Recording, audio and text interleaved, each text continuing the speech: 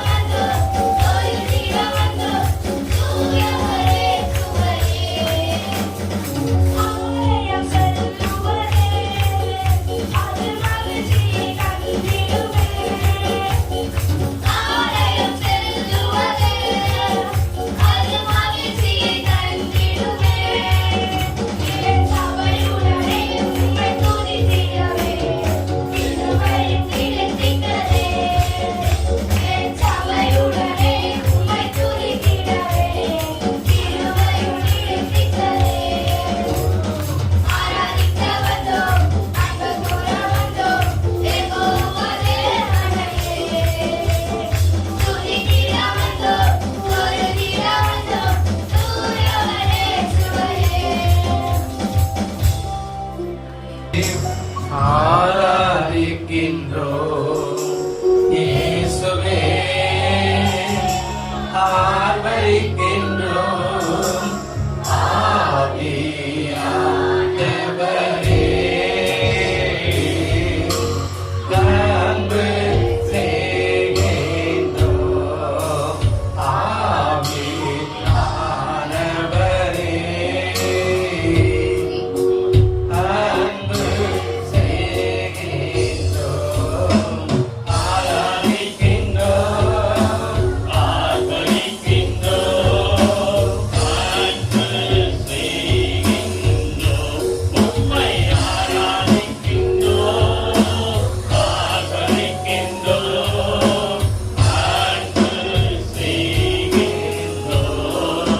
மகனாக தெரிந்து கொண்டே மறுபடி பிறக்க வேண்டே, என்னை மகனாக தெரிந்து கொண்டே மறுபடி பிறக்க வைத்தே, ராஜாக்களும் நாங்களே, ஆசாரியர்களும் நாங்களே,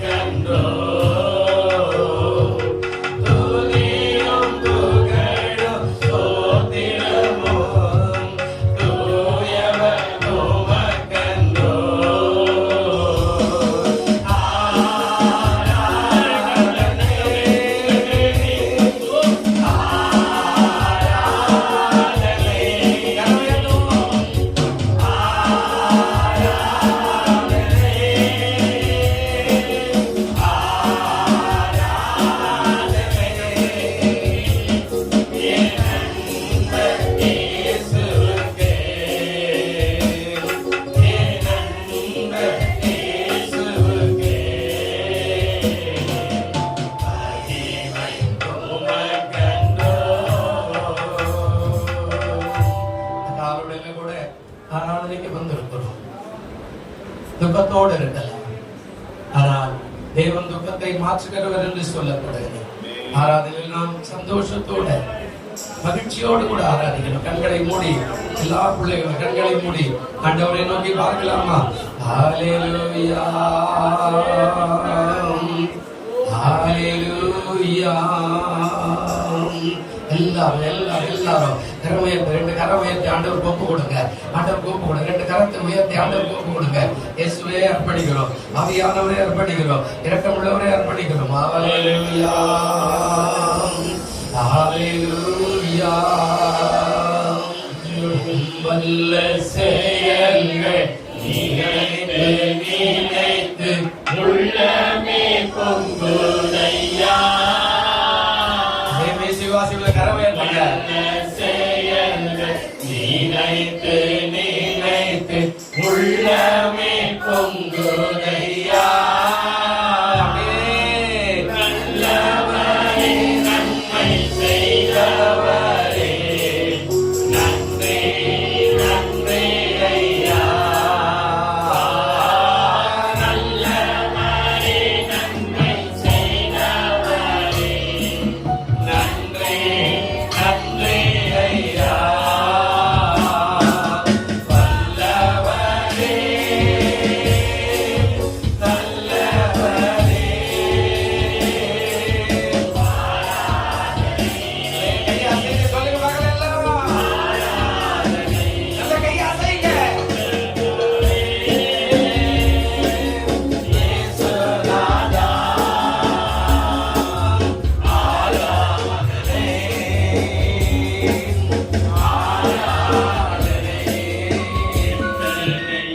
இன்னல்கள் என் வாழ்வில் வந்தாலும் உம்மை பிரியேன் ஐயா.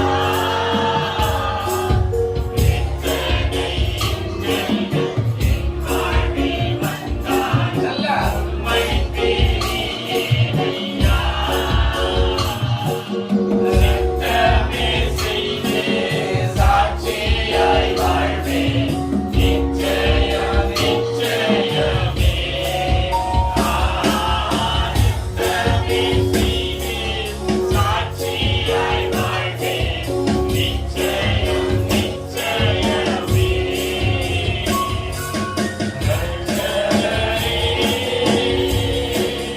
இயேசுநாதா ஆராதனை ஆராதனை. வல்லவரே நல்லவரே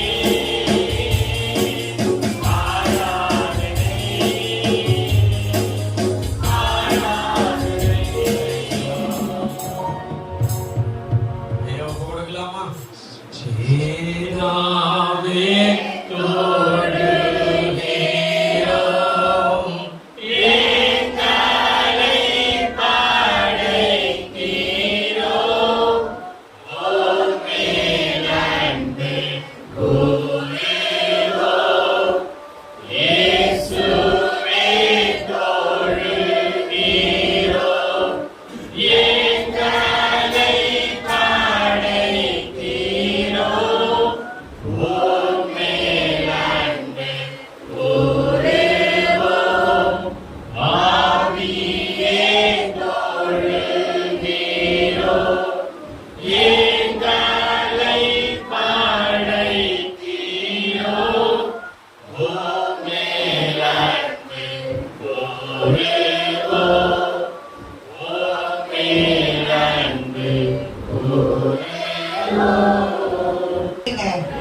ஹalleluya ஹalleluya. நன்றி ஆண்டவரே. நாம் இந்த தேவனுடைய வார்த்தைக்காய் ஒரு 2 நிமிஷம் ஜெபிக்கலாம். நாம் எல்லாரும் சோத்திரம் ஆண்டவரே, மை துதிக்கிறோம், மை சோத்திரிக்கிறோம். அன்பின் தகப்பனே, இந்த அருமையான ஆண்டவரே வேலையில ஆராதனையிலே நாங்கள் தேவனுடைய வார்த்தையின் பகுதிக்காய் வந்திருக்கிறோம். ஆண்டவரே தேவன் நீர் எங்களோடு பேசும். ஆண்டவரே நாங்கள் கேட்கிறோம். உடைய சத்திய வார்த்தைகள் உத்தம உண்மையுமாய் பரிசுத்தமான வார்த்தைகளாக இருக்கிறபடியாய் அதில் ஜீவனும் கலனும் ஆரோக்கியமும் ஆசீர்வாதங்களும் நிறைந்திருக்கிறபடினால் உடைய சத்தியத்தை நீர் பேசும். ஆண்டவரே நாங்கள் கேட்கிறோம், எங்களை தாழ்த்தி ஒப்புக் கொடுக்கிறோம்.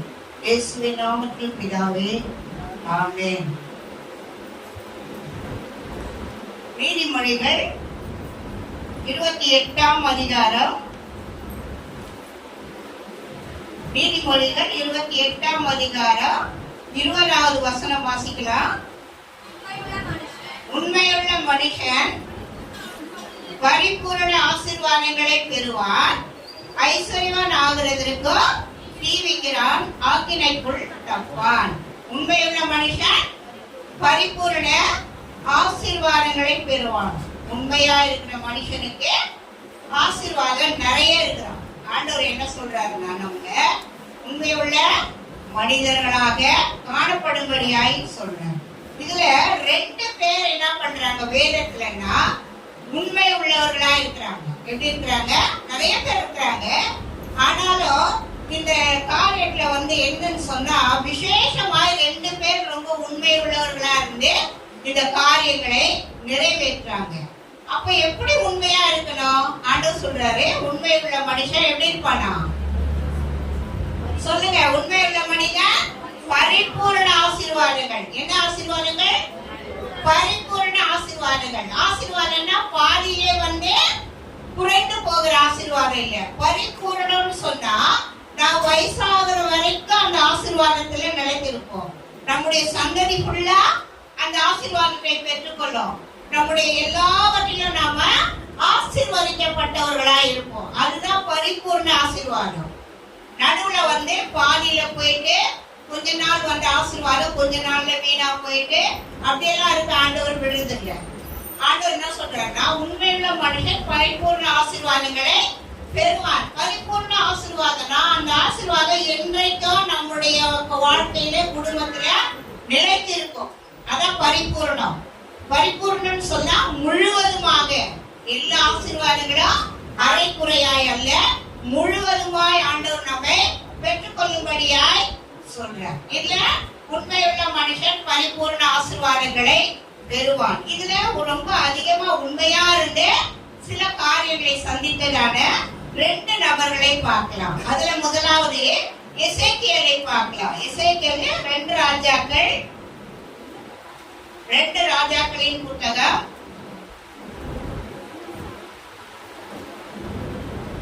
20ஆம் அதிகாரம் 3ல இருந்து வாசிக்கலாம். 2 ராஜாக்கள் 20ஆம் அதிகாரம். கர்த்தாவே, நான் உமக்கு முன்பாக உண்மையும் மன உத்தமமாய் நடந்து உன் பார்வைக்கு நலமானதை செய்தேன் என்பதை நினைத்தருளும் என்று விண்ணப்பம் பண்ணினான். எசேக்கியா மிகவும் அழுதான். ஏசாயா பாதி முற்றத்தை விட்டு அப்புறம் போகிறதற்கு முன்னமே உண்டாகி அவர் சொன்னது, நீ திரும்பி போய் எசேக்கியாவை நோக்கி கர்த்தர் சொல்லுகிறது என்னவென்றால், உன் விண்ணப்பத்தை கேட்டு உன் கண்ணீரை கண்டு குணமாக்குவேன். ஆலயத்துக்கு போவாய், உன் நாட்களோடு கூட்டுவேன். அசிரியாவின் கைக்கு தப்புவித்து இந்த நகரத்துக்கு ஆதரவாய் இருப்பேன் என்றார். இதை யார் சொல்றாருன்னா ஆண்டவர் சொல்றாரு. இவர் என்ன பண்றாருன்னா, இவருக்கு நடுவுல வியாதி வந்துருச்சு. இந்த எசேக்கியாவை நிறைய தரம் கேட்டிருக்கிறோம் இல்லையா? இந்த எசேக்கியா அழுதே ஆண்டவர்கிட்ட கேட்கிறாரு. இவருக்கு பெரிய வியாதி வந்துருச்சு. ஏசாயா என்ற தீர்க்கதரிசி சொல்றாரு, எசேக்கியா நீ இன்னும் கொஞ்ச நாள்ல மரிச்சு போயிடுவ. நீ என்ன பண்ண, உங்க வீட்டு காரியங்களை ஒழுங்குபடுத்துரு அப்படின்னு சொல்ற. அப்ப இவர் என்ன பண்றாரு, அழுகுறாரு. ஏன் நான் இவ்வளவு சீக்கிரம் மரிக்கணும்? இந்த வியாதியில நான் ஏன் ஆண்டவரை மரிக்கணும்? நான் உண்மையா இருந்தேனே, நான் உத்தமனா இருந்தேனே, நான் எல்லாவற்றிலும் நீதியாய் நடந்தேனே, நான் ஏன் இவ்வளவு சீக்கிரம் மரிக்கணும் அப்படின்னு சொல்லிதான் ஆண்டவர்கிட்ட அவர் அழுது கேட்கிறாரு. அப்ப ஆண்டவர் என்ன பண்றாரு, திரும்ப சொல்லிட்டு போயிட்ட ஏசாயா தீர்க்கதரிசியை கூப்பிட்டு திரும்ப சொல்றாரு, நீ மறுபடியும் போய் எசேக்கியாவுக்கு சொல்லு. அப்ப மறுபடியும் திரும்பி சொல்றாரு, பரவாயில்ல, நான் உன் கண்ணீரை கண்டேன், உன் விண்ணப்பத்தை கேட்டு நான் உன்னை குணமாக்குவேன். பரவாயில்ல, உனக்கு இந்த வருஷம் ஜீவன் 15 ஆண்டு நீ ஜீவனோட இருக்க போன்னுட்டாரு. அப்போ இந்த உண்மைகள்னாக்கா நம்ம எந்த இதுல உண்மையா இருந்தோம் அப்படின்றத வந்து எசேக்கியாவே எந்த இதுலலாம் உண்மையா இருந்தார் ஆண்டவருக்கு, எதுலெல்லாம் ரொம்ப பரிசுத்தமா இருந்தாரு, என்னென்ன காரியம் எல்லாம் ஆண்டவருக்கு செய்யறாருன்னு சொல்லிட்டு நாம் தியானிக்கலாம். நாம் ஆண்டவருடைய கரத்துல இந்த எசேக்கியாவை குறிச்சு நான் நிறைய தியானிச்சு. இந்த எசேக்கியா வந்து 2 நாளாகமோ 2 ராஜாக்கள் ஏசையாவுல எல்லாம் சொல்லியிருப்பாங்க. இந்த 3 இடத்துலயும் ஆண்டவர் என்ன செய்வார்னா ஏசையாவுக்கு எசேக்கியாவை குறிச்சு பேசியிருப்பார். ஏன்னா எசேக்கியேல் வந்து ரொம்ப சாட்சி உள்ள ஒரு ராஜா, தீர்க்கதரிசி கிடையாது. 2வது எசேக்கியேல் தான் தீர்க்கதரிசி. எசேக்கியேல் புத்தகம் இருக்குது இல்லையா, 2 எசேக்கியேல் இருக்கிறதுனால ஒரு எசேக்கியேல் ராஜா, இன்னொரு எசேக்கியேல் வந்து தீர்க்கதரிசி. அப்ப இந்த எசேக்கியேல் ராஜா வந்து தேவ சமூகத்துல அழுகுறாரு. நாங்க உண்மையா இருந்தேன் ஆண்டவரே, நான் ஒரு காரியமும் உனக்கு முன்பாய் தவறுதலால் செய்தது இல்லையே, எனக்கு ஏன் இவ்வளவு சீக்கிரம் மரணம் வரணும், எனக்கு ஏன் இந்த வியாதி வரணும் அப்படின்னு சொல்லி அவரு ஆண்டவர்கிட்ட கேட்கிறார். மறுபடியும் ஆண்டவர் என்ன செய்யறாரு, இறக்கப்பட்டு அவருடைய உண்மையெல்லாம் பார்த்து மறுபடியும் அவருக்கு ஜீவனை கொடுக்கிறார். அப்ப இவர் என்னெல்லாம் உண்மை செய்திருப்பார் என்பதை நாம் தியானிக்கலாம். 2 நாளாகமம் 29வது அதிகாரம் எடுத்துக்கொள்ளுங்க. 2 நாளாகமம் 29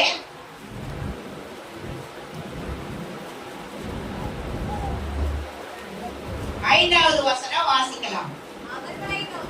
அவர்களை நோக்கி லேவியரை தேடுங்கள்,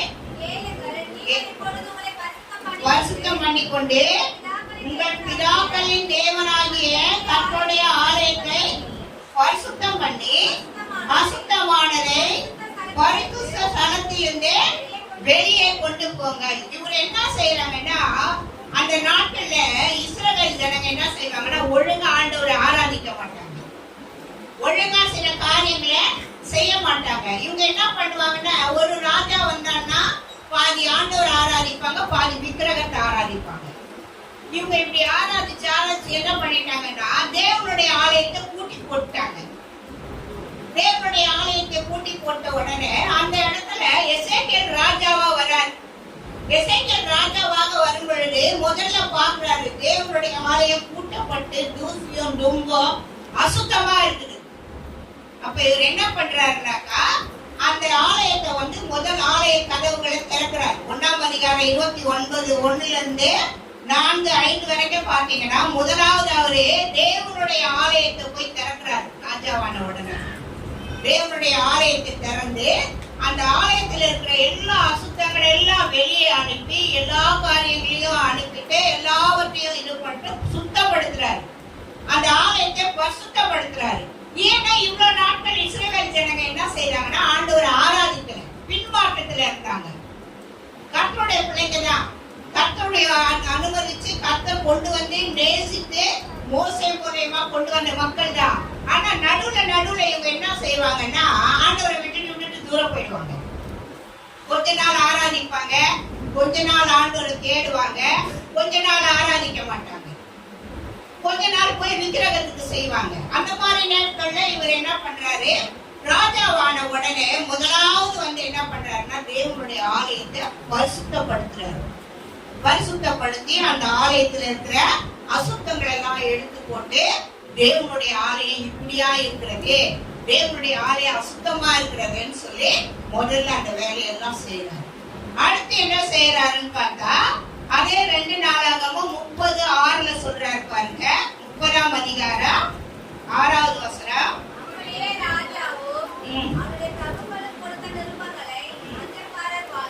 வாங்கி கட்டளையின்படியே போய் இஸ்ரவேல் புத்திரர் ஆபிரகாம், ஈசாக்கு, இஸ்ரவேல் எங்களுடைய தேவனாகிய கர்த்தரிடத்தில் திரும்புங்கள், அப்பொழுது அசூரியனுடைய ராஜாக்களின் கைக்கு தப்பி இருக்க மீதியான உங்கள் அன்னைக்கு அவர் திரும்புங்கள். அவர் என்ன சொல்றாரு ரெண்டாவதுன்னா, இவங்கெல்லாம் மனசு விலகி போய் ஆண்டவரை நம்பாம ஆண்டவரை விட்டு ஒதுங்கி நிக்கிறாங்க.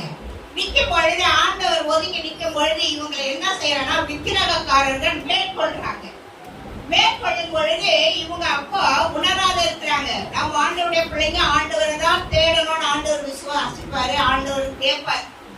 ஆண்டவருடைய விருப்பம்லாம் என்னன்னா கர்த்தருடைய பிள்ளைங்க நாமன்னு வந்துட்டா அவரை தான் நம்ம நேசிக்கணும், அவரை தான் நாம் ஜெபிக்கணும், அவருக்கு தான் நம்ம கீழ்ப்படியணும். ஆண்டவர் இதை மிகவும் விரும்புறார். நம்ம தவறுனோம்னா அந்த இடத்துல நமக்கு பிரச்சனை உண்டாகும். நம்ம நினைப்போம், ஏன் எனக்கு வியாதி வந்துச்சு, நான் நல்லா தானே ஆண்டவரை ஆராதிக்கிறேன், நான் நல்லா தானே ஆண்டவரை தேடுறேன், நான் நல்லா தானே கோயிலுக்கு போறேன். இல்ல, நமக்குள்ள ஒரு தவறு இருக்கும். அதை நாம உணர்ந்து பார்த்தோம்னா, ஜெபத்துல ஆண்டவர்கிட்ட கேட்டோம்னா ஆண்டவர் வெளிப்படுத்துவார். நீ இன்ன இடத்துல தவறி இருக்கிற, நீ இன்ன இடத்துல இப்படி நடந்திருக்கிற, அதனாலதான் உனக்கு இந்த காரியம் நேர்ந்ததுன்னு சொல்லி. அது மாதிரி இவங்க என்ன பண்றாங்க, ஆண்டவரை விட்டுட்ட உடனே அந்த அசீரியா ராஜா இவங்களை தாக்குறதுக்கு தயாரா இருக்கிறாங்க. அப்போ எசேக்கியேல் சொல்றாரு, நீங்க எல்லாம் ஒருமனப்பட்டு மனம் திரும்புங்கன்றார். மனம் திரும்பி ஆண்டவரை நம்புங்க அப்படின்னு சொல்லி என்ன பண்றாருன்னா, எசேக்கியா எல்லா ஜனங்களையும் இஸ்ரவேல் மக்கள் எல்லாம் ஒருமுகப்படுத்துறாரு. மனம் திரும்புங்க, ஆண்டவருக்காக வைராக்கியமா வாழுங்க, ஆண்டவருக்காக பரிசுத்தமா இருங்க, மனம் திரும்பி வாழுங்க அப்படின்னு சொல்லி அவர் ராஜாவான உடனே இஸ்ரவேல் ஜனங்கள் எல்லாம் சரிப்படுத்துறார். இந்த உண்மையை ஆண்டவருக்கு அவர் செய்யறார். அப்போ இவருடைய காரியத்தை எல்லாவற்றிலும் இவர் என்ன பண்றாருன்னா ஆண்டவருக்கு முக்கியத்துவம் கொடுத்து உண்மையா இருக்கிறார். உண்மை நமக்கு ரொம்ப அவசியம். உண்மை எல்லாவற்றிலும் நமக்கு தேவை. எல்லாவற்றிலும் உண்மை வேணும். ஆண்டவர் அதை அதிகமாய் நேசிக்கிறார். அதனாலதான் சொல்றாரு, உண்மை உள்ள மனுஷன் பரிபூர்ண ஆசீர்வாதங்களை பெறுவார். நம்ம எவ்வளவுக்கு எவ்வளவு உண்மையா இருக்கிறோமோ அவ்வளவுக்கு அவ்வளவு நன்மைகளை தான் பெற்றுக்கொள்வோம். தீமை வராது. ஐயோ, நான் எவ்வளவு உண்மையா இருந்தனே, எனக்கு ஏன் வேலை ஸ்தலத்துல இவ்வளவு பிரச்சனை வரும்? தேவனுடைய பிள்ளைகளில் உண்மையா இருந்து உண்மையான வாழ்க்கை வாழ்ந்து உண்மையிலே கடந்து போனா கண்டிப்பா அப்படிப்பட்டவங்களுக்கு தான் பிரச்சனையே வரும். ஏன்னு சொன்னா சத்ரு சும்மா இருக்க மாட்டான். இப்ப என்ன ரொம்ப உண்மையா இருக்கிறா, இந்த பொண்ணா ரொம்ப உண்மையா இருக்குது, இவங்களை தொட்டு பார்ப்போம் நான் நடந்திருப்பான். அந்த உபத்திரவத்திலே நம்ம உண்மையா இருக்கணும். அதையே ஆண்டவர் எதிர்பார்க்கிறார். உடனே நான் உண்மையா இருந்தேன், நான் இவ்வளவு செய்தேன், எனக்கு இந்த வியாதி வந்துச்சு, அதனால நான் ஆண்டவர் தேட மாட்டேன். ஆண்டவரை நான் விட்டேங்க, ஏன்பா விட்டேன்? எனக்கு ஒண்ணுமே நடக்கல. நான் எது எடுத்தாலும் எனக்கு தோல்வியாவே இருக்குது, ஆண்டவரை விட்டுட்டேன். ஏன் விடல? அந்த தோல்வியே ஆண்டவரை நேசி, அந்த தோல்வியே உண்மையா இரு அப்படின்னு ஆண்டவர் நம்மை அதிகமா எதிர்பார்க்கிறார். முதல்ல பரிசுத்தப்படுத்துறார் ஜனங்களை, இரண்டாவது மனம் திரும்ப செய்கிறார், மூன்றாவது என்ன செய்யறார் பாருங்க. 2 நாளாகமம் 31 2 3 4 வாசிங்க.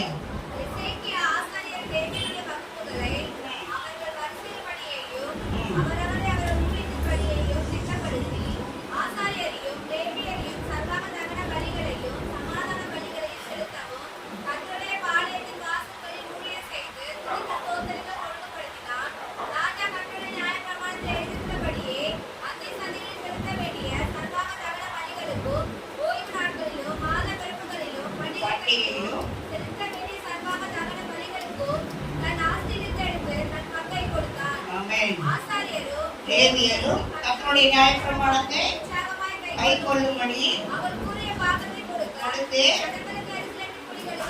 கட்டளையிட்டான். இவர் என்ன செய்யறாரு அடுத்துன்னு சொன்னா, இவங்க எல்லாம் வந்து ஆண்டவரை ஆராதிக்காத, ஆண்டவர் கீழ்ப்படியாம ஆண்டவர் கொடுக்க வேண்டியதெல்லாம் விட்டுறாங்க. அப்ப இவர் என்ன பண்றாருன்னா ஒரு அஞ்சல்காரன் மூலியமா ஒவ்வொரு இடத்துக்கெல்லாம் ஆட்களை அனுப்புறாரு. போய் இஸ்ரவேல் ஜனங்க எங்கெல்லாம் இருக்கிறாங்களோ எல்லாருக்கும் சந்தித்து சொல்லு, ஆலயத்துக்கு வர சொல்லு, தசம பாகம் கொடுக்க சொல்லு, ஆண்டவருடைய ஆலயத்துல என்னென்ன செய்யணுமோ எல்லாத்தையும் செய்ய சொல்லு. அப்போ அந்த நாள்ல லேவியர்கள் என்ன பண்றாங்க, சோறு கூட இல்லாத கஷ்டப்பட்டுக்கிறாங்க. ஏன்னா கர்த்தர் கொடுக்கிற பங்கு வந்தாதானே அந்த லேவியர்கள் சாப்பிடுவாங்க. அவங்களுக்கு ஒண்ணுமே இல்லை, ஜனங்க கொடுக்கறதே இல்லை, ஆண்டவருக்கு எதுவுமே செய்யறது இல்லை, ஆண்டவருடைய ஆலயத்தை வந்து ஆராதிக்கிறது இல்லை, பலியிடுறது இல்லை, எதுவுமே செய்ய மாட்டாத அப்படியே படுகடைய போட்டாங்க. எசேக்கியா பார்த்தாரு, ஆண்டவருடைய பிள்ளைங்க நம்ம இப்படி எல்லாம் இருக்கிறாமா அப்படின்னு சொல்லி அவர் என்ன பண்றாருன்னா அத செய்தி மூலியமா அனுப்புறாரு. ஓ, இஸ்ரவேல் மக்கள் எங்கெல்லாம் இருக்கிறாங்க எல்லாரையும் ஆண்டவரை ஆராதிக்க சொல்லு. அவங்க என்னெல்லாம் கொடுக்க மோசே காலத்துல, இப்ப இல்ல மோசே காலத்துல அவங்க என்னெல்லாம் செய்யறாங்களோ, ஆண்டவருக்கு என்னெல்லாம் கொடுத்தாங்களோ அதையெல்லாம் கொடுக்க சொல்லுங்க. அப்ப இவங்க எல்லாம் என்ன பண்றாங்கன்னா உடனே அப்படியே கீழ்ப்படுறாங்க. எசேக்கியேலுடைய வார்த்தைக்கு கீழ்ப்படிஞ்சு அந்த தசம பாகங்களை, அந்த பொருட்களை, எல்லா காணிக்கைகளை எல்லாத்தையும் கொண்டு வந்து ஆலயத்துல வச்சுட்டாங்க. வச்சாக்கா கொல்ல முடியாத ஆசீர்வாதம், சொல்ல முடியாத காணிக்கைகள், சொல்ல முடியாத காரியங்கள் எல்லாம் கொண்டு வந்து வச்சுட்டாங்க. அப்ப இந்த லேவியர்கள் என்ன பண்றாங்கன்னா, ஐயோ நாங்க இவ்வளவு காலம் பசியும் பட்டினியுமா இருந்தோம், ஒரு காணிக்கை கிடையாது, எங்களுக்கு ஒரு ஆகாரம் கிடையாது, நாங்க கர்த்தருடைய பிள்ளைகள் தான் இருந்தோம், லேவியர் தான் பேரு, ஒண்ணுமே இல்லை. எசேக்கியால் ராஜா வந்து இவ்வளோ பெரிய உண்மையை செய்ததுனால இந்த ஆலயம் நிரம்பி வழியுது, காணிக்கையா நிரம்பி வழியுது. அப்படியே குவிய அந்த அதிகாரங்களை 29, 30, 31, 32 வரைக்கும் 4 அதிகாரங்களை 2-4 வாசிங்கன்னா எசேக்கியா அவ்வளோ உண்மையாய் அரசாட்சி செய்திருக்கிறார், அவ்வளோ உண்மையா இருந்திருக்கிறார், அவ்வளோ உண்மையா ஆண்டவருக்கு பாடுபட்டு இருக்கிறார். அப்பதான் அததான் சொல்றாரு, கொண்டு வாங்க உங்க காணிக்கைகளை, கொண்டு வாங்க உங்க தசம பாகங்களை கொண்டு வாங்க. அந்த நாள்ல விறகு கூட காணிக்கையா கொண்டு வருவாங்க. விறகு வெட்டி சமைக்கிறோம் இல்லையா, அப்பதான் அடுப்புலதான் நிறைய சமைச்சாங்க, கேஸ் எல்லாம் கிடையாது. அந்த விறகுகளை கூட காணிக்கை கொண்டு வருவாங்களாம். வேதத்துல இருக்குது, நான் சொல்லல, நான் படிச்சு தியானிக்கும் பொழுது எனக்கே ரொம்ப ஆச்சரியமா இருக்குது. உண்மையில இவ்வளோ கொடுத்துருக்குறாங்க ஜனங்க. அப்போ ஆண்டவர் என்ன பண்றாருன்னா, இவருடைய ஆலோசனைகள் எல்லாருடைய உண்மையெல்லாம் பார்த்து இவர் ஆசீர்வதிக்கிறார். இவர் உண்மையினாலதான், இவர் உண்மையா இருக்கவதான் பிசாசினுடைய சோதிக்கை ஏற்பட்டு இவருக்கு வியாதியை கொடுத்துட்டான். ஆனா அந்த வியாதியில இவர் ஆண்டவர்கிட்ட அழுகுறாரு, நான் உண்மையா இருந்தேன் ஆண்டவரே, உத்தமமா இருந்தேனே, நான் உன்னுடைய காரியத்தை ஒண்ணு கூட நான் அசட்ட பண்ணலையே, எல்லா ஜனங்களையும் பரிசுத்தமாக்கி எல்லா ஜனங்களையும் மனம் திரும்ப வச்சு எல்லா ஜனங்களையும் நியாயப்பிரமாணம் எல்லாம் கை கொள்ள வச்சு நான் இவ்வளோ உண்மையா இருந்தேன், எனக்கு ஏன் இந்த வியாதி? ஆண்டவர் திரும்பவும் மனம் திரும்பி அவர் சுகமாக்கி 15 வருடம் கூட்டி கொடுக்கிறார். அவருக்கு வயசு அப்ப அரசாட்சி செய்யும் போது 25 வயது. 25 வயசுல ராஜாவா இருக்கிறார். 29 வருஷம் அரசாட்சி பண்றாரு. அப்ப இவருடைய உண்மைகளை ஆண்டவர் பார்க்கிறார். இன்னும் நிறைய இருக்குது, வாசிக்க பார்த்தோம்னாக்கா நமக்கு நேரம் இருக்காது தேவனுடைய வார்த்தைகளை தியானிக்க. எசேக்கியா வந்து 29ஆம் அதிகாரத்துல ராஜாவா வர்றார். 29ல இருந்து 30, 31, 32 முழுவதும் அவ்வளோ உண்மையா இருந்திருக்கிறாரு ஆண்டவர். அப்ப இந்த உண்மை உள்ள மனுஷன் பரிபூர்ண ஆசீர்வாதங்களை பெறுவானா, இந்த மாதிரி உண்மையா இருந்தாதான் நம்ம என்ன செய்ய முடியும்னா அந்த ஆசீர்வாதங்களை நாமும் பெற்றுக்கொள்ள முடியும்.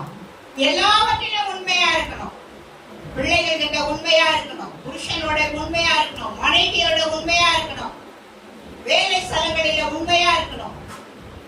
உண்மை ரொம்ப அவசியம் நமக்கு. நான் ஜோமனே, ஆண்டவரே இதை பற்றி நான் எப்படி ஆண்டவரே தேவனுடைய வார்த்தையை கொடுப்பேன்? இல்ல, நீ தான் சொல்லி ஆகும். நான் ஜோமன் ஆண்டவருக்கு உண்மை எல்லாம் நினைப்பாங்களே, ஆண்டவரே நாங்களும் உண்மையா தானே இருக்கிறோம்னு சொல்லுவாங்களே. இல்ல, ஆண்டவர் பேச சொன்னார். சபைக்கு இந்த வார்த்தை இந்த வாரம் ஊழியக்காரர் 3 வாரமா விசுவாசத்தை குறித்து பேச சொன்னார் ஆண்டவர். விசுவாசத்தினாலே நீதிமான் பிழைப்பான்னு சொன்னாரு. விசுவாசிக்கிறவனுக்கு எல்லாம் நடக்கும்னு சொன்னாரு. விசுவாசித்தால் தேவனுடைய மகிமையை காண்பான்னு சொன்னார். விசுவாசத்துக்கும் இந்த உண்மைக்கும் ரொம்ப நெருக்கமான காரியம். விசுவாசனால உண்மைதான், உண்மையினால விசுவாசம் தான். அப்ப அவர் ஆண்டவருக்கு நிறைய காரியங்களை செய்யறாரு. எசேக்கியா வந்து இன்னும் நிறைய இதை வாசிக்க போக போக போக பாத்தீங்கன்னா இதை கீழே வைக்க முடியல. எசேக்கியா செய்த காரியங்கள் அவ்வளவு காரியம் ஆண்டவருக்கு முன்பாக உத்தம உண்மையுமா இருந்திருக்கிறார். அப்ப அந்த உண்மையை ஆண்டவர் பார்க்கிறார்.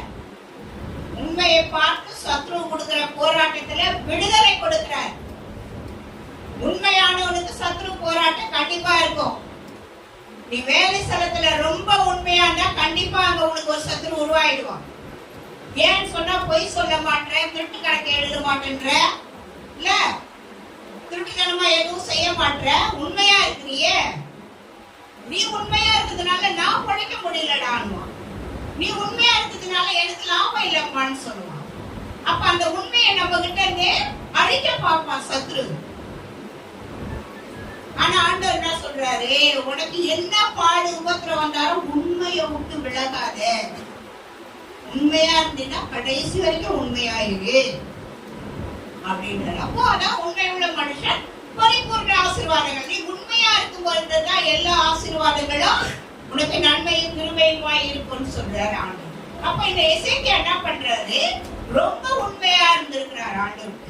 அடுத்தபடியாய் பார்க்கும் பொழுது 5:10 பாருங்க, 5ஆம் வசனம். அதே 30:31 5வது வசனமும் 10வது வசனம் வாசிங்க. இந்த வார்த்தை பிரசித்தமான போது இஸ்ரவேல் புத்திரர் தானியத்திலும் திராட்சைரசத்திலும் எண்ணெயிலும் தேனிலும் எல்லா இல்ல 5வது வசனம் 31 5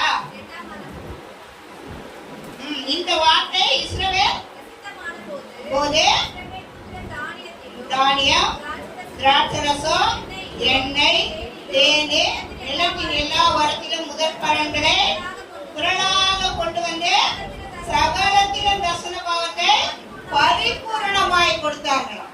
எப்படி கொடுத்திருக்கிறாங்க பாருங்க, எல்லாத்துலயும் எடுத்துட்டு வந்து கொடுத்திருக்கிறாங்க தசம பாகம். அவங்க வீட்டுல திராட்சை ரசம் ஆலயத்துல போட்டு எடுத்து அதை பிழிஞ்சு எடுத்து அந்த ரசத்தை கூட ஆண்டவருக்கு முதல்ல கொடுத்துருக்காங்க. அவங்க வீட்டுல இந்த தேன் எடுத்தாங்களே மரத்துல இருந்து, அந்த தேனை கூட ஆண்டவருக்கு முதல்ல கொடுத்திருக்கிறாங்க. எல்லாத்தையும் ஆண்டவருக்கு உண்மையா இதை செய்தது எசேக்கியேல். உண்மையா இருங்க ஆண்டவருக்கு, நம்மளை ஆசீர்வதிப்பாருன்னு சொல்றாரு. அப்ப எசேக்கியேல் இப்படியெல்லாம் உண்மையா இருந்து அரசாட்சி செய்யும்போது இஸ்ரவேல் மக்கள் எல்லாருமே ஆசீர்வாதமா இருக்கிறாங்க. ஏன்னா எசேக்கியேல் சொல்றாரு, உண்மையா இருங்க ஆண்டவருக்கு, உண்மையா இருங்க எல்லாத்துலயும் உண்மையா இருங்க, ஆராதனையில உண்மையா இருங்க, பரிசுத்தத்துல உண்மையா இருங்க, ஆண்டவருடைய நாமத்தினால எல்லாத்தையும் உண்மையா செய்யுங்க, எல்லாத்தையும் உண்மையாய் கைக்கொள்ளுங்க. உண்மைன்னு சொன்னா நாம இருக்கிற எல்லா காரியத்திலையும் உண்மையா இருக்க ஆண்டவர் விரும்புகிறாங்க. நம்ம பொய் சொல்லி வாழும்போது அது நமக்கு ஆசீர்வாதம் கிடையாது. நம்ம ஒரு காரியத்துக்கு பொய் சொல்ல போனோம்னா 10 பொய் சொல்லுவோம். ஒரு காரியத்தை மறைக்க ஒரு பொய் சொன்னா போதும் நினைப்போம். ஆனா தொடர்ந்து பொய் லைனா வரும். ஆனா அது ஒண்ணும் நிலை பெறாது. பொய் பொய்யாதான் இருக்கும், உண்மை உண்மையாக தான் இருக்கும். அப்ப எசேக்கியேல் எல்லாம் செய்யறாங்க. செய்யும் பொழுது இவங்க எல்லாத்தையும் கொண்டு வந்து கொடுக்கறாங்க. அளவில்லாம இருக்கணும். இத வாசிக்கும் பொழுது பார்த்தா அவர் சொல்றாரு, அந்த தங்கம் பொண்ணு வெள்ளி இந்த பொருள் எல்லாம் என்ன பண்றாங்களா, குவியல் குவியலா வருது ஆலயத்துல. அப்ப இவ்வளவு நாள் இந்த லேவியர் ஆசாரியர்கள்லாம் பின்ன சோறு இல்லாத தண்ணி இல்லாத இருந்திருக்கிறாங்க. அவ்வளவு ஒரு கடினமான ஜனங்களை மனம் திரும்ப செய்திருக்கிறார், பரிசுத்தப்படுத்தியிருக்கிறார், ஆலயத்துக்கு வரும்படியாய் செய்திருக்கிறார், காணிக்கைகளை கொடுக்கும்படியாய் செய்திருக்கிறார், உண்மையாய் ஆராதிக்கும்படியாய் செய்திருக்கிறார். இவ்வளவு காரியங்களை எசேக்கியேல் செய்து அந்த ஜனங்கள் எல்லாம் இஸ்ரவேல் மக்கள் எல்லாம் ஆசீர்வாதத்தை பெற்றுக் கொள்ளும்படியான தெரியும். இதுல ஒரே ஒரு வார்த்தை என்னன்னு பார்த்தா உண்மைதான். உண்மை அதிகமாய் செயல்பட்டது. உண்மையா கர்த்தரை கொண்டு வந்து கொடுத்தாங்க, உண்மையா ஆலயத்துக்கு வந்தாங்க, உண்மையாய் பலியிட்டாங்க, உண்மையாய் பரிசுத்தமா வந்தாங்க. எல்லா காரியத்தையும் உண்மையாகவே செய்தார் எசேக்கியேல்.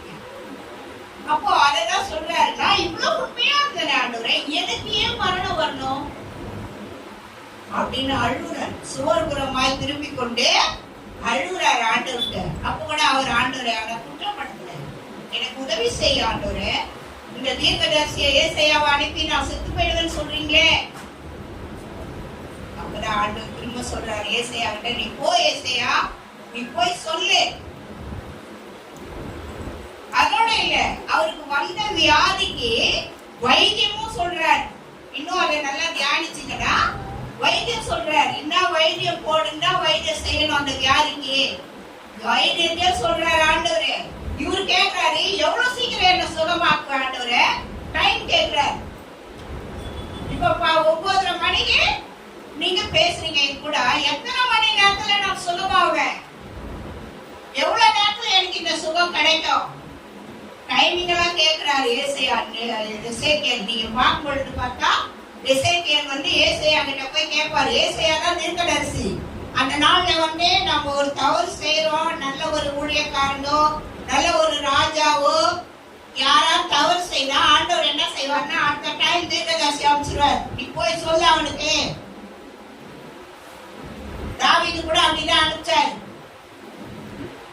தாவீது கூட ஏசாயாவும் நாத்தான்வேலும் வந்து சொல்றாங்க. நாத்தான்வேல் கிட்ட கேக்குறாரு, ஒரு ஆட்டுக்குட்டிய அநியாயமா அடிச்சுட்டான் ஒரு ஆடை. தாவீதுக்கு தெரியல. தாவீது கேக்குறாரு, அந்த ஆட்டுக்குட்டி அடிச்சவன சும்மா விடக்கூடாது, அதை செய்தவன நீதான் பாடுற. அனுப்புவார் ஆண்டவர். நல்ல ஒரு ஊழியக்காரன், நல்ல ஒரு தீர்க்கதரிசி, நல்ல ஒரு ராஜா தப்பு பண்றானா ஆண்டவரால பொறுத்து கொண்டு இருக்க முடியாது. அடுத்த டைம் அனுப்புவார் யாராவது. நீ போய் சொல்லு, ரொம்ப தப்பு பண்றான், இதனால அவன் என்ன ஆவான்னு வெளிப்படையா சொல்லிடுவாங்க வந்து தீர்க்கதரிசிங்க. மறைமுகமாலாம் இல்ல. தாவீது கூட வந்து சொல்றாரு, தாவீதே நீ பெரிய பாவம் பண்ணிட்ட. தாவீதுக்கு சொல்றார், இந்த பாவத்துக்கு நீ என்ன பரிகாரம் செய்ய போற, எப்படி இருக்க போற? தீர்க்கதரிசி அனுப்புறார். நாத்தான்வேல் கிட்ட அனுப்பி விடுறார். நாத்தான்வேல் சொன்ன உடனே தாவீது பயந்து நடுங்கி நிற்கிறார். போய் 3 நாள் உபவாசம் போடுறாரு. உபவாசம் போட்டு அந்த தவறுக்காக அழுகுறார். அந்த தவறுக்காக அழும் பொழுது அந்த தவறுல பிறந்த பிள்ளை செத்து போச்சு. அந்த பாவத்தின் பிள்ளை மரிச்சு போச்சு. அதுக்கப்புறம் எழுந்து என்ன பண்றாரு, குளிக்கிறாரு, தலைக்கு எண்ணெய் வச்சுக்கிறாரு, சாப்பிடுறாரு, எல்லாம் கேட்கிறாரு. கூட என்ன தாவீதையா இவ்வளவு நேரம் நீங்க இந்த மாதிரி 3 நாளா உபவாசம் இருந்தீங்க, தரையில கவுந்து நடந்தீங்க, ஒண்ணுமே சாப்பிடல, எதுவுமே செய்யல, இப்போ எழுந்து நீங்க என்ன பண்றீங்க? ஆண்டவர்கிட்ட அவர் சொல்ற. ஜனங்க கேட்கும் போது ஆண்டவர் என்னை இப்படியெல்லாம் செய்ததுனால நான் உபவாசித்தேன், நான் செய்த தவறை எனக்கு உணர்த்தினாரு, அதனால நான் 3 நாள் உபவாசம் போட்டேன். அந்த உபவாசம் அந்த பாவத்துக்குரிய சம்பளம் அந்த பிள்ளை மறிச்சு போச்சு. அது தேவனிடத்துக்கு போயிடுச்சு. நான் ஒன்னா தேவனிடத்துக்கு போக தவிர அந்த பிள்ளை திரும்பி வராது. அதனால நான் இப்போ ஃப்ரீயா ஆயிட்டேன் அப்படின்னு. அப்ப ஆண்டவர் யாரையும் வெறுமையா விடுறது இல்ல, பாவம் செய்யவும் விடுறது இல்லை. நம்ம உண்மையா இருந்தோம்னா ஆண்டவர் நம்ம மேல ரொம்ப மனசாவப்படுவார். ஏன் இவ்வளவு உண்மையா இருந்தோம்? நம்ம அந்த கேள்வி கேட்டுட்டே இருக்கோம். நான் உண்மையா இருந்தேனே எல்லாத்துலயும், நான் நல்ல உண்மையா இந்த கவர்மெண்ட்ல வேலை செய்யறேன், என்னையா டிஸ்மிஸ் பண்றான் ஆண்டவர்னு கேட்போம். எனக்கே வேட்டு வைக்கிறான் கேட்போம் இல்லையா? என்னையா தூக்குறான், என்ன காரணம் ஆண்டவரே? நான் எதுவுமே செய்யலையே. நீ உண்மையா இருந்துட்டா அந்த காரணமே. நீ போய் பேசிட்டேன்னா உன்னை கொஞ்ச நாளே வச்சிருப்பான். ஆண்டவர் அதே சொல்லுவார், நீ உண்மையா இருந்ததுனால தான்ப்பா, நீ கவலையே படாத, இன்னொரு நீ வேற இடம் போனீங்கன்னா என்னோட நல்ல சம்பளம் கிடைக்கும். ஆண்டவர் அப்படிதாங்க செய்வாரு. ஆண்டவரை நம்ம வேதத்தை வாசிக்கணும். அதுதான் வேதம் வாசி ஊழியக்காரங்க ஏன் சொல்றாங்கன்னா வாசிக்கணும். வாசிக்கும் பொழுது இதுல உலகத்துல என்னெல்லாம் நடந்துச்சு, இனிமேல் என்னெல்லாம் நடக்க போகுது, இனிமேல் என்னெல்லாம் வரும்ன்றது இதுல முன்னாடியே எழுதி வைத்திருக்கிறாங்க வேதத்துல. வேதத்துல சிலர் நம்ம வாசிக்கவே இல்லை, வேதத்தை தொடர்ந்தே இல்லை. நீங்க வாசித்து பாருங்க. இதை வாசிக்க வாசிக்க வாசிக்க ஆசீர்வாதம், நன்மை. நம்ம யாருமே நீ பரிசுத்தமாயிருன்னு சொல்ல வேண்டியதில்லை, நீ நியாதியோடு இருன்னு வேண்டியதில்லை, நீ பிரமாணத்தோட இருன்னு சொல்ல வேண்டியதே இல்லை. இதை வாசிக்கும் பொழுதே நம்ம ஆட்டோமேட்டிக்கா சரியாயிடும். இதுல அவ்வளவு அற்புத அடையாளங்கள் எல்லாம் இருக்குது. அடுத்து எசேக்கியா என்ன பண்றாருன்னு சொன்னாக்கா, அடுத்த 10, 12 பாருங்க. 12, 18, 20, 21 வாசிக்கலாம். ஆயத்தப்படுத்தின பின்பு காணிக்கைகளையும் தசம பாகத்தையும் கொண்டாந்து எடுத்து வந்து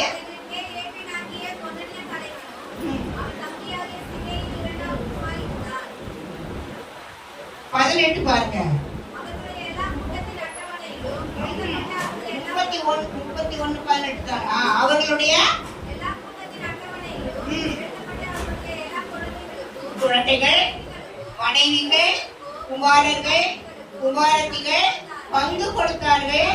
அவர்கள் பரிசுத்தமானதை உண்மையின்படி பரிசுத்தமாய் விசாரித்தார்கள். அவங்க அந்த நாட்டுல உள்ள அந்த இஸ்ரவேல் மக்களுக்கு சும்மா ஒரு இதா விடல. அவங்க ஒவ்வொரு வீட்டுல இருக்கிற குழந்தைங்க, அவங்களுடைய மனைவிங்க, பிள்ளைங்க எல்லாருக்கும் உண்மையா அந்த காரியங்களை பங்கு போடுறாங்க. எந்த ஒரு பொருளா இருந்தாலும் எல்லாத்தையும் உண்மையா செய்யறாங்க. அடுத்து 20ல சொல்றாரு பாருங்க, இந்த பிரகாரமாய் எசேக்கியா யூதாவெங்கும் நடப்பித்து தன் தேவனாகிய கர்த்தருக்கு முன்பாக நன்மையும் செம்மையும் உண்மையானதை செய்தான். அவன் தேவனுடைய ஆலயத்தின் வேலையிலும் தன் தேவனை தேடும்படிக்கு நியாயப்பிரமாணத்திற்கு கற்பனைக்கும் அடுத்த காரியத்திலும் என்னென்ன செய்ய தொடங்கினாலோ அதையெல்லாம் தன் முழு இருதயத்தோட செய்து சித்தி பெற்றான். எல்லாத்தையும் ஆண்டவருக்கு முழு இருதயத்தோட உண்மையோட செய்திருக்கிறாரு எசேக்கியேல். அப்ப எசேக்கியேல் எப்படியெல்லாம் உண்மையா இருந்திருக்கிறாரு? அவருடைய உண்மையை நம்ம பார்க்கணும் இல்லையா? நான் உண்மையா இருந்த ஆண்டவரே, நீ என்ன இப்படி செய்தேன்னா என்ன உண்மை? அதுதான் இந்த உண்மைகள். அவர் இவ்வளவோ அந்த அரசாட்சிக்கு வரும் பொழுது இவ்வளவோ செய்திருக்கிறார். இஸ்ரவேல் ஜனங்க அப்போ இவங்க என்ன பண்றாங்கன்னா, கொஞ்ச நாள் ஆராதிக்கிறது, கொஞ்ச நாள் ஆராதிக்காத விட்டுருந்து, கொஞ்ச நாள் ஆண்டவரை தேடுது. இப்படித்தான் இப்ப கூட நம்ம சில நேரம் அப்படிதான் இருக்கிறோம். பிரச்சனை வந்த உடனே ஆண்டவரை விட்டுறோம். சர்ச்சுக்கா இன்னும் ஒரு 2 நாள் போட்டு போலாம், ஒரே பிரச்சனையா இருக்கு, ஒண்ணும் பண்ண முடியல அப்படிதான் பேசுறோம். இல்ல, அந்த பிரச்சனையை மேற்கொள்ற இடமே இதான். எவ்வளவு பிரச்சனை இருந்தாலும் தேவாலயத்துக்கு வந்துரு, எவ்வளவு துன்பம் இருந்தாலும் தேவாலயத்துக்கு வந்துரு. ஏன் ஆண்டவர் அவர் சமூகத்துக்கு வர சொல்றாரு? அவர் சமூகத்துல நீ வந்து சொல்லும் போது அதை அவர் என்ன பண்றாருன்னா, உங்களுடைய எல்லா காரியத்தையும் கேட்டு சரி பண்றார். எல்லா காரியத்தையும் சரி பண்ணுவார். நாம அனுபவிச்சிருக்கிறோம், நாங்களாம் அனுபவிச்சிருக்கிறோம் நிறைய உபத்திரவம். இதே சபையில தான், எனக்கு வெளியில எல்லாம் இல்ல. நான் உண்மையா தான் இருந்திருக்கிறேன் இந்த சபையில, நல்ல சாட்சியா சொல்வேன். நான் அவரு ஊழியக்காரர் ஆரம்பித்த நாட்கள்ல இருந்து இருக்கிறேன் இந்த சபையில. நான் இத்தனை வருஷமா நான் உண்மையா தான் இருந்திருக்கிறேன். அந்த பாச சொல்லாத நான் எங்கேயும் போக மாட்டேன். நீ போனால நான் போவேன், போகாதே நான் போக மாட்டேன். அவங்க கிட்ட அந்த சிஸ்டர்கிட்ட பேசுனாதான் பேசுவேன், அந்த பிரதரை கேளு நான் கேட்பேன், இல்லையா செய்ய மாட்டேன். அப்படிதான் சபையில உண்மையா அந்த சபையில உழைச்ச, சபைக்கு எல்லா காரியங்களும் செய்திருக்கிறேன், சும்மா இல்லை. அந்த உண்மையை பார்த்தா இன்னைக்கு ஆண்டவர் புல்பிட்ல நிக்க வச்சிருக்கிறாரு. நானே பெரிய சாட்சி. ஆமா, தேவ சமூகத்துல நிறைய நாட்கள் சபையில வெள்ளிக்கிழமையில யார் வராங்களோ வரலையோ பார்க்க மாட்டேன். கரெக்டா நான் வந்து, ஏன்னா சாவி என்கிட்ட இருக்கு, இன்னுமா இருக்குது என்கிட்ட தான் சாவி, சபையுடைய சாவி. வருவேன், நேரம் திறப்பேன், உபவாச கூட்டமா ஜனங்க வராங்களா வரலையா பார்ப்பேன். நான் ஒண்டியா உட்காந்து பாசிங்கோட தான் வருவேன். எவ்வளவு வியாதியா இருந்தாலும் எனக்கு கவலையே கிடையாது. இந்த வாரம் முன்னாடி கூட ஒண்டியா உட்காந்து, ஒரு சகோதரிக்கு வரல, ஒரு சகோதரன் வரல. 2:30 மணி வரைக்கும் உட்கார்ந்து இந்த சபையில நான் ஒண்டியா உட்கார்ந்து ஜோம் பண்ணிட்டு பைபிள் படிச்சுட்டு கூட்ட போறேன். அப்பதான் பாஸ்டர் வந்தார். உண்மையா இருக்கும்போது ஆண்டவர் ஆசீர்வதிப்பாருங்க. நம்ம உண்மை வீண் போகாது. நம்ம நினைப்போம், நான் இன்னும் உண்மையா இருந்து கிடைக்கல, கிடைக்கும். நீ எவ்வளவு உண்மையா இருந்தியோ ஆண்டவர் செய்வார். விசுவாசிக்கணும். சும்மா தேவையில்லாத நான் உண்மையா இல்ல, ஆண்டவருக்கு தெரியும் நீ எதிரில உண்மையா இருந்த, எதிரில தவறு இருக்கிற, எதிரில சரியில்லை. நம்ம சொல்லிடுவோம், ஃப்ரெண்ட்ஸுக்கு சொல்லிடுவாங்க, நம்மளை பார்க்கறவங்க சொல்லிடுவாங்க. நம்ம மேலோட்டமா பார்க்கறதுக்கு ரொம்ப உண்மையா தெரியும், ரொம்ப அற்புதமா தெரியும். ஆனா நமக்குள்ள இருக்கிற எல்லா கேடுபாடு இருதயத்தை எல்லாத்தையும் ஆண்டவர் பார்க்கிறார். அப்பதான் நம்முடைய உண்மை என்னன்னு தெரியும், நம்முடைய காரியம் என்னன்னு ஆண்டவர் பார்க்கிறாரு. நம்ம செய்யணும், உண்மையா இருக்கணும். ஆசீர்வாதம் எப்படி வரும்? எல்லாத்துலயும் உண்மையா இருக்கணும். குடும்பத்துல உண்மையா இருக்கணும், கணவன் இடத்துல உண்மையா இருக்கணும், மனைவி இடத்துல உண்மையா இருக்கணும், வேலை ஸ்தலத்துல உண்மையா இருக்கணும், ஸ்கூல்ல உண்மையா இருக்கணும், காலேஜ்ல உண்மையா இருக்கணும். ஆமா, காலேஜுக்கு எத்தனை மணி நேரம்? அந்த நேரத்துல கரெக்டா இருக்கணும். எத்தனை கிளாஸ் வைக்கிறான், ஒழுங்கா அட்டென்ட் பண்ணணும். நீ காலேஜ் தானே, நீ போற நேரத்துல லேட் பண்ணிட்டு நீ கட் பண்ணிட்டு நீ சுத்திட்டு வந்து வச்சீங்கன்னா உனக்கு அரியர்ஸ் தான் கிடைக்கும். நீ எழுதுறதுல அரியர்ஸ் தான் இருக்கும், வேற ஒண்ணும் கிடைக்காது. வேலை ஸ்தலத்துல கூட அப்படிதான் இருக்கணும். அவன் சொல்ற டைம் போனா போய் தான் ஆகணும். எஜமானனுக்கு வேலைக்காரன் கீழ்ப்படிந்து தான் ஆகணும். பைபிள்லயே சொல்லி இருக்குது, எஜமானனுக்கு உண்மையா இரு. எசேக்கியேல் எல்லாவற்றிலும் உண்மையா இருந்து நற்கீர்த்தி பெறுவார். அதுதான் 21ல சொல்றாரு அவரு, தேவனுடைய ஆலயத்தின் வேலைகள் தன் தேவனை தேடும்படிக்கு நியாயப்பிரமாணத்திற்கு கற்பனைக்கு அடுத்த காரியத்தில் என்னென்ன செய்ய தொடங்கினானோ அது எல்லாவற்றிலும் முழு இருதயத்தோடு செய்வார். அவர் வெறுப்பாவோ அசட்டையாவோ செய்யல, எல்லாத்தையும் உண்மையா செய்கின்றார். அந்த உண்மையை பார்த்து ஆண்டவர் அவருக்கு 15 வருடம் ஜீவனை கூட்டி கொடுத்தார். அடுத்து யார் உண்மையா இருந்தார் சொன்னா தானியேல் உண்மையா இருந்திருக்கிறார். தானியேல் புத்தகம் 6ஆம் அதிகாரம் எடுக்கலாம். அடுத்து யாருன்னா தானியேல் உண்மையா இருக்கிறார். 6ஆம் அதிகாரம் 1, 2, 3 வாசிப்போம். 6ஆம் அதிகாரம் 1லிருந்து 4 வரைக்கும் வாசிக்கலாம். ராஜ்யம் முழுவதையும் ஆளுகை செய்யும்படிக்கு தன் ராஜ்யத்தின் மேல் 120 தேசதிபதிகளையும் ராஜாவுக்கு நஷ்டம் வராதபடிக்கு அந்த தேசதிபதிகள் கணக்கு ஒப்புவிக்கிறதற்கு அவர்களுக்கு மேலாக 3 பிரதானிகளை ஏற்படுத்தி தரியுவுக்கு நலமென்று கண்டறிந்தவர்களில் தானியேல் ஒருவனாயிருந்தான். இப்படி இருக்கையில் தானியேல் பிரதானிகளுக்கும் தேசாதிபதிகளுக்கும் மேற்பட்டவனாயிருந்தான். தானியேலுக்குள் விசேஷ ஆவி இருந்தமையால் அவளை ராஜ்யம் முழுமைக்கும் அதிகாரியாக ஏற்படுத்த ராஜா நினைத்தான். அப்பொழுது பிரதானிகளில் தேசாதிபதிகளில் ராஜா விசாரிப்பிலே தானியேலை குற்றப்படுத்தாதபடி முகாந்திரம் தேடினார்கள், குற்றப்படுத்தும்படி. ஆனாலும் ஒரு முகாந்திரத்தின் குற்றத்தையும் கண்டுபிடிக்க அவர்களால் கூடாது இருந்தது. அவன் உண்மை உள்ளவனாய் இருந்தபடியால் அவன் மேல் சுமந்த யாதொரு குற்றமும் குறையும் காணப்படவில்லை. இங்க தானியேல் ரொம்ப உண்மையா இருக்கிறார். அவர் அந்த இடத்துல என்ன செய்யறாருன்னா, இவர் கொஞ்சம் காலம் ஒரு பெரிய இதுல இந்த எசேக்கியா நாட்கள்ல வந்த காரியம் தான். எசேக்கியா ராஜாவாக முடியும் பொழுது சிலர் அப்பவே சொல்வார், ஆண்டவரே எசேக்கியா உனக்கு அப்புறம் பாதி ஜனங்க என்ன செய்வாங்க, பாபிலோனுக்கு கொண்டு போயிருவாங்க. அந்த பாபிலோனுக்கு கொண்டு போனதுல தானியேல் ஒரு ஆள். இவரும் கிறிஸ்தவ பிள்ளைதான், கர்த்தருடைய பிள்ளைங்க தான். ஆனா இவங்க என்ன பண்றாங்கன்னா, இங்க இருந்து கடத்தி கொண்டு பாபிலோன்ல வச்சிடறாங்க. அந்த பாபிலோனுக்கு போய் கூட அவர் உண்மையா இருந்ததுனால அந்த பாபிலோன்ல இருக்கிற தரியூ ராஜாவுக்கு பெரிய அதிகாரியா இருக்கிறார் தானியேல். அப்ப இந்த அதிகாரி எப்படி இருக்கிறோம், அவ்வளோ உண்மையா இருக்கிறார் தானியேல். அந்த மாதிரி உண்மையா இருக்கும் பொழுது அவரோட வேலை செய்யறவங்க எல்லாம் பாக்குறாங்க, இவன் என்ன அரசாங்க வேலை, அது கவர்மெண்ட் ஜாப். அந்த கவர்மெண்ட் ஜாப்ல ரொம்ப உண்மையா இருக்கிறார். அப்ப இவங்க எல்லாம் பாக்குறாங்க, என்ன இந்த தானியேல் ரொம்ப உண்மையா இருக்கிறான், ராஜா வேற இவன் மேல ரொம்ப அன்பா இருக்கிறான், ராஜா இவனை ரொம்ப நம்புறான், இவனுக்கு ஒரு வழி செய்யணும், இவனை எப்படியாவது ஒரு வழி ஆக்காத விடக்கூடாது. உண்மை பாருங்க, உண்மையா இருந்தா பிசாசு கொத்து வரல இல்லையா? அவன் எப்படி இருக்கிறான், பொய்யுக்கு பிதாவுமா இருக்கிறான் பிசாசானவன். அதனால அவர் என்ன பண்றான்னா, இந்த மாதிரி உண்மையா இருக்கிறவங்க பிடிக்கல அவனுக்கு. அப்ப இவங்க என்ன செய்யறாங்கன்னு சொன்னா, இவனை எப்படியாவது தானியேல ஒரு வழி செய்யணும் அப்படின்னு சொல்லிட்டு அவங்கிட்ட குற்றங்களை தேடுறாங்க. தேடுனா ஒரு குற்றமும் கிடைக்கல, எல்லாத்தையும் உண்மையா இருந்திருக்கான். ஜட்ஜ்மெண்ட்ல பெரிய காரியங்கள பிரதானின்றதுனால ராஜா கிட்ட இருக்கிற எல்லா டாக்குமெண்ட்ஸ் எல்லாம் பண்ற எல்லாத்துலயும் உண்மையா இருக்கிறான், எல்லா வேலைகளிலும் உண்மையா இருக்கிறான், எல்லா காரியத்திலயும் உண்மையா இருக்கிறான். அதோட இல்லைங்க, ஆண்டவர் காரியத்திலயும் உண்மையா இருக்கிறான். எவ்வளவு வேலை செய்யறாங்க, அவன் 3 வேலை ஜபத்தை விடாத இருக்கிறான்.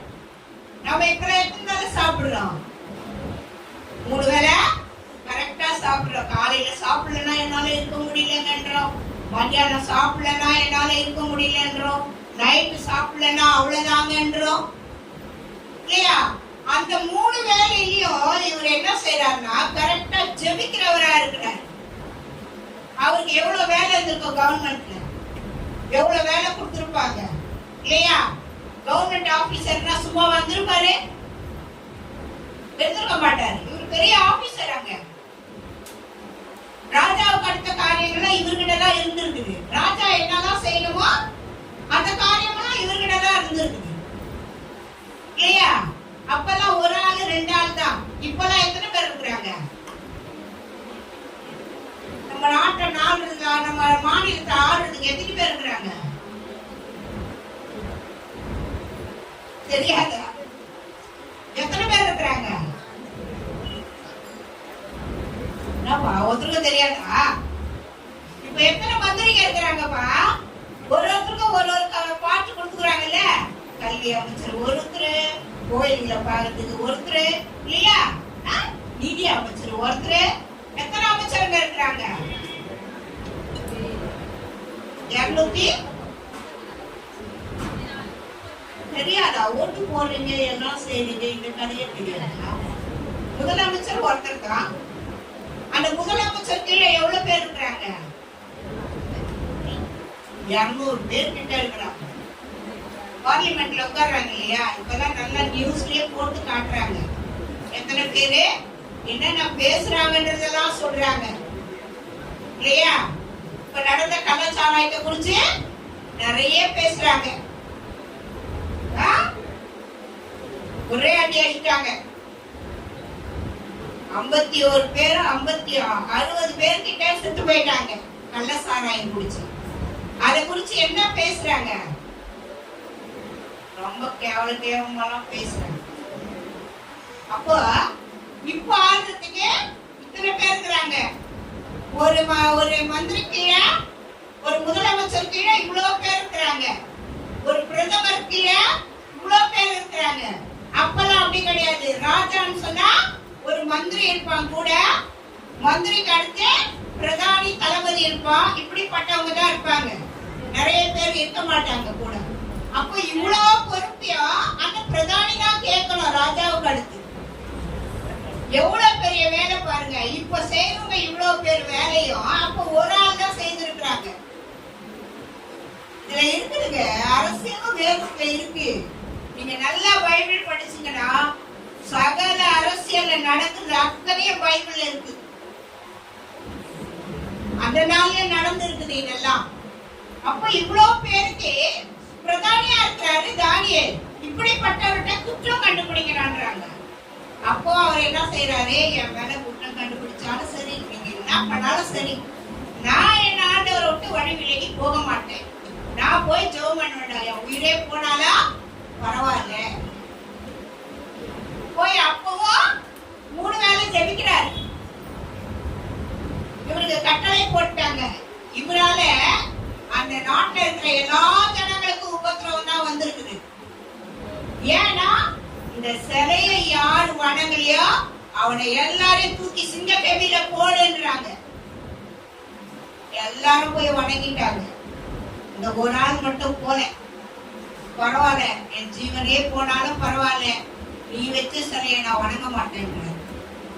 நான் பெரிய ராஜா கிட்ட இருந்து, நான் கவர்மெண்ட் ஜாப்ல இருந்து, நான் எவ்வளவு பெரிய ஆளா இருந்தாலும் என் தேவன் ஒருவர் தான் எனக்கு தெய்வம். இந்த சிலை எனக்கு தெய்வம் கிடையாது சொல்லிட்டு போய் என்ன பண்றாரு?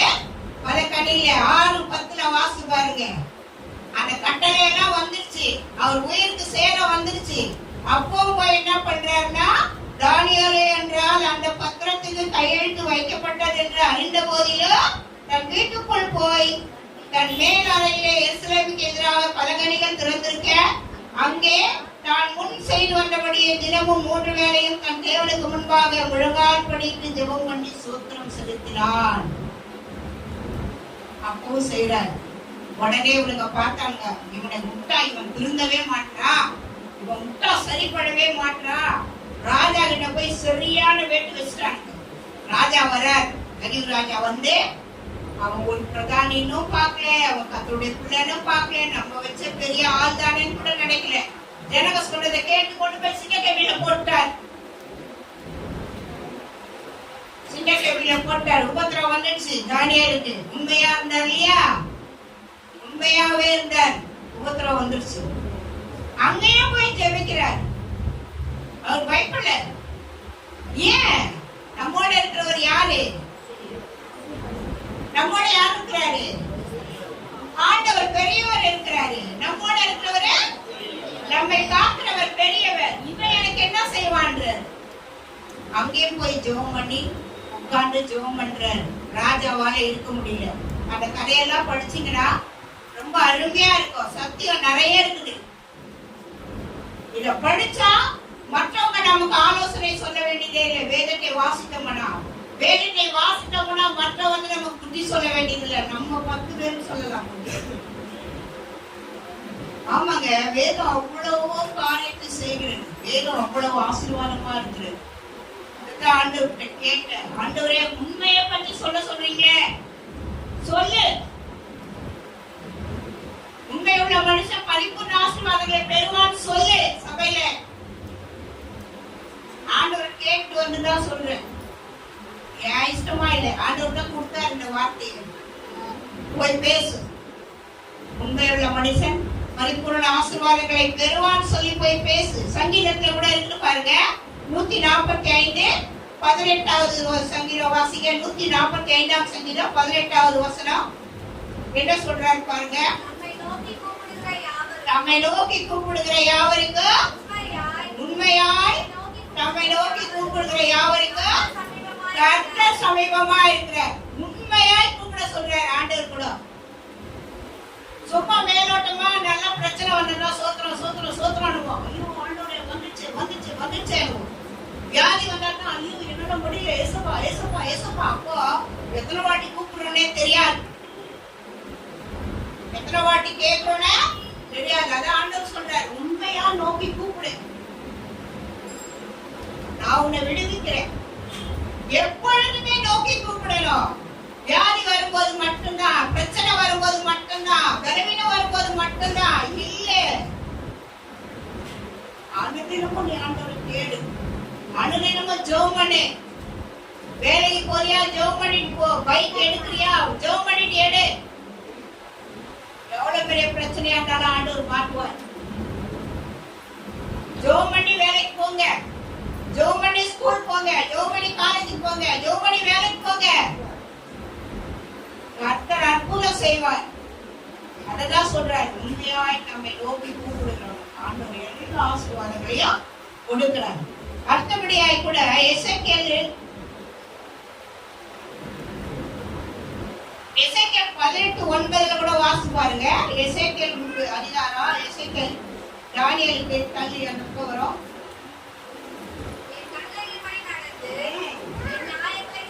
கை கொண்டு உண்மையா இருப்பானாக அவனே நீதிமான், பிழைக்கவே பிழைப்பான் என்று சொல்லுகிறார். இதுல கூட நிறைய கீழெல்லாம் வாசிங்கனாக்கா, மேலேயும் கீழே தொடர்ந்து வாசிங்கனா நிறைய காரியம் இருக்கும். அதுல சொல்றாரு 7:8 இருந்து சொல்வாரு, அவங்க நம்மளாம் எப்படியா இருக்கணும் உண்மையா அப்படின்றத இங்க சொல்றாரு. இங்கேயே சொல்றாரு, எசேக்கியேல் சொல்றாரு. இந்த எசேக்கியேல் வந்து தீர்க்கதரிசி. முதல் சொன்ன எசேக்கியேல் ராஜா. குழம்ப கூடாது, வேதத்துல 2 எசேக்கியேல் இருக்கிறாங்க. ஒருத்தர் ராஜா, ஒருத்தர் தீர்க்கதரிசி. இது வந்து தீர்க்கதரிசி கிட்ட ஆண்டவர் சொல்றாரு. என்ன சொல்றா, என் கட்டளையின்படி நடந்து என் நியமங்களை எல்லாம் கை கொண்டு உண்மையாய் இருப்பானாகிய அவனே நீதிமான் அப்படின்றார். அவன் பிழைக்கவே பிழைப்பா அப்படின்றார். நீதிமான் யார்? உண்மையா இரு. அப்ப நீ நீதிமான். தேவனுடைய உண்மையை தேடு. தேவனுடைய கருத்துல உண்மையா இரு. குடும்பத்துல உண்மையா இரு. பிள்ளைங்கிட்ட உண்மையா இரு. சபையில உண்மையா இரு. ஆராதனையில உண்மையா இரு. பரிசுத்தத்துல உண்மையா இரு. உண்மையை எடுத்தோம்னா நிறைய காரியங்களுக்கு உண்மையா இருக்கு. அடுத்து ஆபிரகாம் கூட இருக்கிறார், உண்மையா இருந்தார். நேரம் முடிஞ்சிச்சு. அப்போ நம்மள என்ன செய்யறாரு ஆண்டவர்னா, உண்மையை நம்ம கிட்ட எதிர்பார்க்கிறார். நீ உண்மையா ஆராதிக்கிறியாமா? நீ உண்மையா துதிக்கிறியா? வந்திருக்கியாமா? அதுல கூட ஆண்டவர் உண்மையை கேட்கிறார். நேரத்தோட கரெக்டா உண்மையா வரியாமா? ஆண்டவருக்கு வரணும். 8 மணி ஆராதனைன்னா கண்டிப்பா நம்ம 8 மணிக்கு வரணும். நமக்கு 1000 வேலை இருக்கு. வேலை இல்லாத யாரும் இல்லை. யாரும் சும்மா உட்கார்ந்து இல்லை. கணவன் மனைவியில கூட வேலை இருக்குது. டார்ச்சர் பண்ற புருஷனுங்கிற, டார்ச்சர் பண்ற மனைவியும் இருக்கு. எல்லாத்துலயும் இருக்குது. ஆனாலும் அந்த நாளுக்கு வேண்டிய காரியத்துல கடவுளுக்கு முக்கியத்துவம் உண்மையா இருக்கும். ஆராதனைக்கு உண்மையான நேரத்துல வருவோம். உண்மையான நேரத்துல முடிச்சுட்டு வீட்டுக்கு போவோம். பரிசுத்தத்துல உண்மையா இருப்போம். கொடுக்கத்துல உண்மையா இருப்போம். ஜெபத்துல உண்மையா இருப்போம். வேத வாசிக்கத்துல உண்மையா இருப்போம். எல்லாம் எதிர்பார்க்கிறார் ஆண்டவர். நம்ம எவ்வளவுக்கு எவ்வளவு உண்மையா இருக்குமோ அவர் சொல்றாரு, நான் உங்களை உயர்த்துறேன். கொஞ்சத்துல உண்மையா இருந்தா அநேகத்தின் மீது உன்னை அதிகாரியா வைக்கிறேன். அதிகாரியா இருந்தாங்க. தானியேல் அதிகாரியா இருந்தாரு, எசேக்கியேல் அதிகாரியா இருந்தாரு, ஆபிரகாம் இருந்தாரு, மோசே இருந்தாரு. மோசே குறிச்சு ஆண்டவரே சொல்வார், என் மோசே என் வீட்டில் எங்க உண்மை உள்ளவன். ஆண்டவரே சொல்வார் மோசே. அப்ப அவ்வளவு உண்மையா இருந்தான். இவங்க எல்லாம் ஊழியர் செய்யும் போது என்ன வயசுல நினைக்கிறீங்க? தானியேலுக்கு 80 வயசு. இந்த மாதிரி சிங்கக்கம்பியில போடும் பொழுது தானியேலுக்கு 80 வயசு. 80 வயசுல கொண்டு ராஜா என்ன பண்றான்? சிங்கக்கம்பியில போடுறான். இப்ப இருக்கிற 80 வயசுல என்ன பண்றோம்? 80 வயசா? எனக்கு நடக்கவே முடியல, எழுந்திருக்கவே முடியல, உட்காரவே முடியல. ஆனா இவங்க என்ன பண்ணுகிறாங்க? 80 வயசுலதான் சிங்கக்கம்பியில இருந்திருக்கிறார். மோசையை அழைக்கும் போது என்ன வயசு? 80 வயசு. 80 வயசுல தான் கூப்பிடுறாரு மோசையை. மோசே மோசே உச்சடியில இருந்து கூப்பிடுறாரு, பாப்பா நீ தான்பா என் வேலையெல்லாம் கரெக்டா செய்வ, நீ தான்பா உண்மையா இருப்ப, நீ தான்பா கீழ்ப்படித, நீ தான்பா அப்படியே கேட்ப. வேதத்துல இருக்கிற கதாபாத்திரங்கள் எல்லாம் நீங்க வாசித்து பாத்தீங்கன்னா ஆண்டவர் கூப்பிட்ட அத்தனை பேரும் உண்மையா இருப்பாங்க, உத்தமமா இருப்பாங்க. நீங்க வாசிக்கணும் வேதத்துல. எல்லாரும் இருக்கிறாங்க. தானியேல் இருக்கிறாரு, எசேக்கியேல் இருக்கிறாரு, தாவீது இருக்கிறாரு, ஆபிரகாம் இருக்கிறாரு, மோசே இருக்கிறாரு, ஆபிரகாம் இருக்கிறாரு, யாக்கோபு இருக்கிறாரு, ஈசாக் இருக்கிறாரு. எல்லா கதாபாத்திரம் வாசிங்கன்னா எல்லாருமே உண்மையா இருந்திருக்கிறாங்க. உண்மைதாங்க சத்தியம். சத்தியம் உண்மைதான். அந்த உண்மையை நம்ம கிட்ட ஆண்டவர் எதிர்பார்க்கிறார். அந்த உண்மையோட நம்ம வாழணும்னு வாஞ்சிக்கிறார் ஆண்டவர். என் பிள்ளைங்க உண்மையா இல்லையே வேதனைப்படுற. உண்மையா இருக்கணும், உண்மையா நேசிக்கணும். ஒரு காரியத்தை நேசிச்சா கூட, ஒரு பிள்ளையாகட்டும், ஒரு கணவனாகட்டும், உண்மையா நேசின்ற.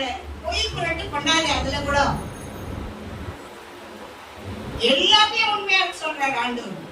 குடும்ப வாழ்க்கையில உண்மையா குடும்பத்தை நடத்துற, புருஷன் கொண்டு வந்து கொடுக்குற பணத்தை உன் கையில கொடுத்து குடும்பம் நடத்த சொன்னா உண்மையா இரு. அதுல கூட உண்மையை எதிர்பார்க்கிறாரு. நம்ம சமையல் பண்றதுல கூட உண்மையா இருக்கிறோமா? எல்லாத்துக்கும் உண்மை அவசியம். உண்மையா இருக்கும்போது ஆண்டவர் சொல்றாரு, நான் உன்னை பரிபூர்ண ஆசீர்வாதங்களினாலே உன்னை நிரப்புவேன். நீ எவ்வளவுக்கு எவ்வளவு உண்மையா இருக்கிறியோ, உத்தமமா இருக்கிறியோ, ஆசீர்வாதம் உனக்கு எப்பவுமே இருக்குன்ற. இப்ப இல்ல, வயசாயி முடிகிற வரைக்கும் இருக்குது ஆசீர்வாதம்.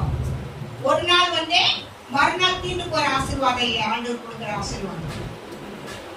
ஆசீர்வதிச்சுட்டாருன்னா ஆண்டவரே கண்டிப்பா ஆசீர்வாதம் தான். நீ வயசாயி தடி ஊன்றி நடக்கிற வரைக்கும் ஆசீர்வதிப்பார்.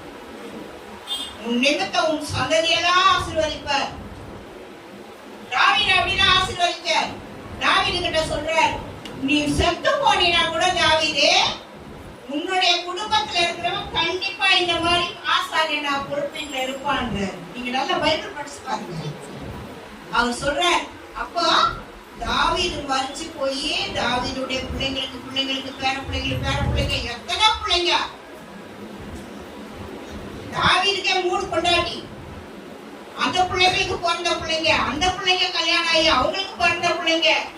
அவர் சொல்றார் ஆண்டவர், உன்னுடைய சந்ததியில கண்டிப்பா ஒருத்தர் யாராவது எனக்கு விளக்கு ஏற்றிக் கொண்டே இருப்பான். என் விளக்கை ஏற்றுவான் உன் சந்ததி. இதாங்க பரிபூர்ண ஆசீர்வாதம். பரிபூர்ண ஆசீர்வாதம்னா என்னன்னு நினைக்காதீங்க. கடைசி வரைக்கும் ஆசீர்வதிப்பார் ஆண்டவர். நடுவுல எல்லாம் போயிடாது ஆசீர்வாதம்.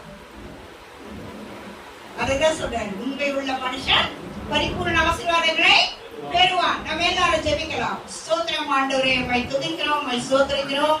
அன்பின் தகப்பனே, இந்த உண்மையை குறித்து நீர் எங்களோடு பேசினபடியினால் உம்மை நன்றியோடு துதிக்கிறோம் ஆண்டவரே. நாங்களும் ஒரு எசேக்கியேலை போல ஆண்டவரே, ஒரு தானியேலை போல உண்மை உள்ளவர்களா இருந்து உம்மிடத்தில் இந்த பரிபூர்ண ஆசீர்வாதங்களை பெற்றுக்கொள்ள எங்களை ஆசீர்வதிக்கும்படியாய் ஜெபிக்கிறேன் ஆண்டவரே. தாழ்த்தி ஒப்புக்கொடுக்கிறோம். இயேசுவின் நாமத்தில் ஜெபிக்கிறோம் பிதாவே. ஆமென்.